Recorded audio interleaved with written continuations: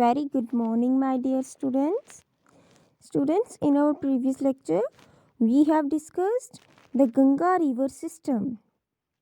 पिछले लेक्चर में हमने गंगा रिवर सिस्टम के बारे में डिस्कस किया था. आज हम डिस्कस करेंगे द ब्रह्मपुत्र रिवर सिस्टम. बच्चे, इससे पहले हमने गंगा रिवर सिस्टम से पहले इंडस रिवर सिस्टम के बारे में डिस्कस किया. आज हम third river system the Brahmaputra river system के बारे में डिस्कस करेंगे. The Brahmaputra rises in Tibet east of Mansarovar Lake, very close to the sources of the Indus and the Satluj. तो जो ब्रह्मपुत्र रिवर है वो ओरिजिनेट कहाँ होती है? तिब्बत में होती है, मानसरोवर लेक के ईस्ट में. अच्छा, मानसरोवर लेक के वेस्ट में कौन सी रिवर राइज होती है बच्चों? Indus river. और ईस्ट में ब्रह्मपुत्र रिवर. जैसे कि यहाँ पे मान लीजिए मानसरोवर लेक है, तो इस तरफ से इंडस रिवर गई थी इंडिया में और इस तरफ को जो है ब्रह्मपुत्र बहती है. ठीक है, इसे हम मैप में भी देखेंगे, लेकिन उससे पहले हम डिस्कस कर लेंगे. It is slightly longer than the Indus. जो इंडस रिवर है उससे ब्रह्मपुत्र रिवर स्लाइटली लॉन्गर है, यानी कि थोड़ा सा ज़्यादा लंबी है. ठीक है, इंडस रिवर से ब्रह्मपुत्र रिवर ज़्यादा लंबी है, याद रखिएगा बच्चों. And most of its courses lies outside India. और ज़्यादा जो मैक्सिमम पार्ट है इसके कोर्स का, यानी कि जो मैक्सिमम रूट है इसका, जो रास्ता है इसका, वो आउटसाइड इंडिया है. अगर आप मैप में देखेंगे ना, जब हम आगे जाके आप देखेंगे कि जो ब्रह्मपुत्र रिवर है वो हिमालयाज़ के पैरेलल बहती है और उसके बाद इंडिया में नामचा बरवा से ये यू टर्न करके एंटर होती है. ठीक है, it flows eastwards parallel to the Himalayas. On reaching the Namcha Barwa 7757 metre, जो कि जो नामचा बर्मा है वो कितना हाइट पे है? 7757 metre. It takes a U turn and enters India in Arunachal Pradesh through a gorge. यही कि जो ये इंडिया में है, ये कहाँ से एंटर होती है ब्रह्मपुत्र रिवर? नामचा बरवा से, यानी कि ये हिमालयाज़ के पैरेलल बहती जाती है और जब ये नामचा बरवा के पास पहुँचती है तो वहाँ से ये यू टर्न ले लेती है और अरुणाचल प्रदेश में एंटर हो जाती है. अब बच्चों, यहाँ पे एक बात ध्यान रखने वाली है, ये ऐसे ही एंटर थोड़ा हो जाती है. क्यों होती है? क्योंकि यहाँ पर एक बहुत बड़ा सा पहाड़ है जो इसे इंडिया की तरफ मोड़ देता है. ठीक है, और ये क्या बनाती है? जॉर्ज बनाती है. जॉर्ज मैंने आपको फर्स्ट लेक्चर में समझाया था. जॉर्ज क्या होता है? जब दो माउंटेन्स के बीच में से बीच वाले एरिया में से जब कोई नदी बहती है ना, कोई रिवर बहती है, उसे हम क्या कहते हैं? जॉर्ज. तो बना ना जॉर्ज. देखो यहाँ पर हिमालयास है और यहाँ पर ये एक बड़ा सा माउंटेन, जिसकी वजह से जो ये है यू टर्न ले गई ब्रह्मपुत्र रिवर. तो यहाँ पर क्या बना? जॉर्ज. ठीक है, here it is known as Dihang and it is joined by the Dibang, the Lohit and many other tributaries to form Brahmaputra in Assam. और यहाँ पर जब वो टर्न करती है ना और अरुणाचल प्रदेश में एंटर करती है, तो इसको यहाँ पे क्या कहा जाता है? दिहांग रिवर. जैसे मैंने आपको पहले भी बताया था, गंगा रिवर जब बांग्लादेश में एंटर हुई थी तो उसका नाम क्या रख दिया था? पद्मा. एंड देन जब वो ब्रह्मपुत्र के साथ ज्वाइन करी थी और फिर जब वो सिंगल रिवर सिस्टम बन के फ्लो करा था तो उसका नाम क्या रख दिया था? मेघना. ठीक है, तो वैसे ही जब ब्रह्मपुत्र यू टर्न लेके अरुणाचल प्रदेश में एंटर होती है, वहाँ पर क्या नाम रखा गया है ब्रह्मपुत्र का? दिहांग. ठीक है, और उसके बाद असम में इसके साथ बहुत सारी ट्रिब्यूटरीज मिलती हैं, जैसे कि Dibang, the Lohit and many other tributaries. ठीक है, in Tibet the river carries a smaller volume of water and less silt as it is cold and dry area. अब तिब्बत में बच्चों जब ये ब्रह्मपुत्र रिवर फ्लो करती है तो वहाँ पर जो वॉल्यूम ऑफ वाटर है ब्रह्मपुत्र रिवर का वो कम है एज़ कम्पेयर टू इंडिया. ठीक है, जब ब्रह्मपुत्र रिवर इंडिया में एंटर करती है तो उसका जो वॉल्यूम ऑफ वाटर है वो बढ़ जाता है. क्यों बढ़ जाता है वो हम आगे देखेंगे. as it passes through a region of high in India, it passes through a region of high rainfall.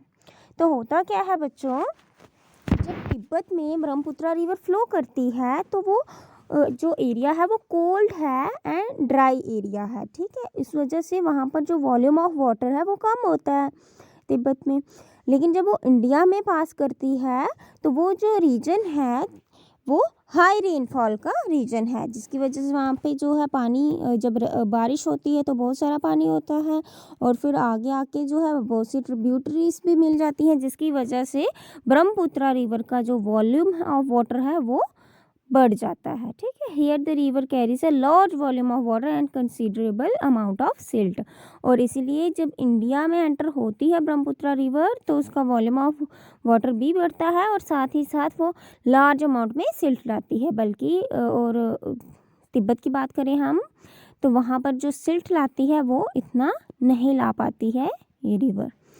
The Brahmaputra has a braided channel in its entire length in Assam and form many riverine islands. अब जो Brahmaputra river है उसमें बहुत सारे braided islands हो गए, छोटे छोटे जो ब्रेडेड बार्स हो गए, बहुत से आइलैंड जो है इस रिवर में ये रिवर बनाती है। एंड जब असम में एंटर करती है, असम से फ्लो करती है तो वहाँ पे बहुत से रिवराइन आइलैंड्स बनाती है। रिवराइन आइलैंड्स हो गए बच्चों the land mass with in the river. इसके बारे में हमने चैप्टर 2 में डिटेल में स्टडी किया था, आपको याद होगा। तो आपको जो है वहाँ पे ये भी बताया था कि वर्ल्ड का लार्जेस्ट रिवराइन आइलैंड कौन सा है, याद है आपको बच्चों? तो वर्ल्ड का लार्जेस्ट रिवराइन आइलैंड है मजूली आइलैंड, ठीक है। Every year during the rainy season, the river overflows its banks, causing widespread devastation due to flood in Assam and Bangladesh. Unlike other North Indian rivers, the Brahmaputra is marked by huge deposits of silt on its bed, causing the riverbed to rise. The river also shifts its channel frequently. तो होता क्या है बच्चों, जब rainy season होता है, जब बहुत ज़्यादा बारिश होती है तो रिवर जो है वो ओवरफ्लो करने लगती है, यानी कि जितना उसका किनारा है पहले उससे भी ज़्यादा ओवरफ्लो करती है, ज़्यादा बहने लगती है, causing widespread devastation due to floods in Assam and Bangladesh. और जैसा कि हमने गंगा रिवर सिस्टम में देखा था कि लेफ़्ट बैंक में जो है रिवर ओवरफ्लो करने लगती थी क्योंकि बहुत सारी ट्रिब्यूटरीज जो है उसमें मिलती थी, और वो जो ट्रिब्यूटरीज हैं वो through out the year flow करती थी, और इसकी वजह से वहाँ का पानी जो है ज़्यादा हो जाता था और फिर फ्लड्स आती थी। ऐसे ही यहाँ पे भी क्या होता है, जब ब्रह्मपुत्र ओवरफ्लो करने लगती है तो असम हो गया, बांग्लादेश हो गया, यहाँ पर ब्रह्मपुत्र रिवर फ्लड का कारण बनती है रेनी सीजन में, ठीक है। और ब्रह्मपुत्र के किनारों में ह्यूज अमाउंट में सिल्ट डिपॉजिट होता है। जैसे कि हमने कहा कि बहुत ज़्यादा पानी लेके आती है तो बहुत ज़्यादा सिल्ट भी लेके आती है अपने साथ, ठीक है। अब हम बच्चों मैप में देखेंगे ब्रह्मपुत्र कहाँ कहाँ से बह रही है। तो जैसा कि मैंने आपको कहा ब्रह्मपुत्र तिब्बत में राइज होती है, मानसरोवर लेक के ईस्ट में, और हिमालयास के पैरेलल फ्लो करती हुई आती है। यहाँ पर है ना Himalayas, inner most Himalayan range जो है वो यहाँ पे है ना, फ्लो करती हुई आती है और यहाँ से एंटर हो जाती है इंडिया में, ठीक है। नमचा बारमा से एंटर हो जाती है इंडिया में, और आप मैप में देख सकते हैं रिवर फ्लो कर रही है। जब ये इंडिया में एंटर कर गई तो आपको बताया गया है इसका नाम चेंज कर दिया गया दिहांग रिवर। तिब्बत में जो है ये सैंगपो रिवर के नाम से जानी जाती है, ये भी याद रखिएगा बच्चों। ब्रह्मपुत्र रिवर को तिब्बत में यानी चाइना में सैंगपो रिवर के नाम से जाना जाता है। जब ये इंडिया में एंटर करती है तो इसे दिहांग रिवर कहा जाता है। और आप एक बात और नोटिस करिए बच्चों, देखिए यहाँ पर यहाँ तक जो है सिंगल लाइन में रिवर को शो किया गया है, फिर आगे जो है इसका बेड थोड़ा ज़्यादा वाइड दिखाया गया है। क्यों वाइड दिखाया गया है? तो मैंने अभी जस्ट आपको बताया कि जो वॉल्यूम ऑफ वाटर है वो इंडिया में एंटर होने के बाद इंक्रीज़ कर जाता है, ठीक है, ब्रह्मपुत्र रिवर का। और यहाँ पे जो है लोहित रिवर की ट्रिब्यूटरीज हो गई, वो दिबांग हो गई, ये सारी ब्रह्मपुत्र के साथ मिक्स हो रही हैं, ठीक है। यहाँ से देखो ब्रह्मपुत्र रिवर, और फिर आगे जाके ये बांग्लादेश में एंटर हो जाती है, ठीक है। और बच्चों जब ब्रह्मपुत्र रिवर बांग्लादेश में एंटर करती है तो इसका नेम चेंज हो जाता है और यहाँ पर इसे कहा जाता है जमुना। लेकिन याद रखिएगा यमुना नहीं है, जमुना है, जे फॉर जग वाला। ठीक है, आपकी बुक में दिया भी गया है डू यू नो में कि जो बांग्लादेश में ब्रह्मपुत्र रिवर को क्या कहा जाता है, जमुना रिवर। ठीक है, तो आपको याद होगा हमने पढ़ा था कि गंगा रिवर बहुत सी ट्रिब्यूटरीज के साथ मिलकर एक माइटी रिवर बनकर फरक्का बराज से बांग्लादेश में फरक्का बराज के बाद बांग्लादेश में एंटर करती है और यहाँ से जो है एक डिस्ट्रीब्यूटरी निकालती है। ठीक है, जब ये बांग्लादेश में एंटर करती है तो इसका नाम चेंज हो जाता है और कहा जाता है पद्मा रिवर। ठीक है, यानी कि ये जो है पद्मा रिवर है, ये पद्मा रिवर है, ये जमुना रिवर है और दोनों जब यहाँ पर मिल जाती हैं, इस पॉइंट पे मिल जाती हैं,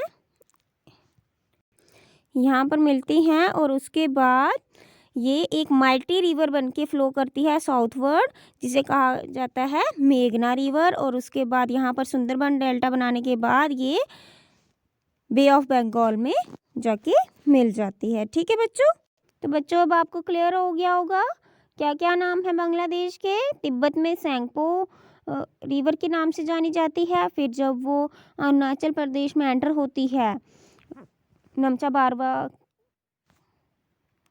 के पास से, जब इंडिया में यानी कि अरुणाचल प्रदेश में, उसे दिहांग रिवर के नाम से जाना जाता है। एंड देन जब बांग्लादेश में एंटर होती है तो ब्रह्मपुत्र रिवर का नाम चेंज हो जाता है और यहाँ पर जमुना रिवर के नाम से जानी जाती है। ठीक है, और फिर पद्मा रिवर के साथ कन्वर्ज होके मेघना रिवर बनके बहती है। ठीक है, तो बच्चों हमने 3 हिमालयन रिवर सिस्टम में 3 प्रोमिनेंट हिमालयन रिवर सिस्टम्स को डिस्कस कर लिया। इंडस रिवर सिस्टम, फिर हमने किया गंगा रिवर सिस्टम और आज हमने डिस्कस किया Brahmaputra river system. Next lecture में हम डिस्कस करेंगे the peninsular reverse. That's all for today. Thank you and have a nice day.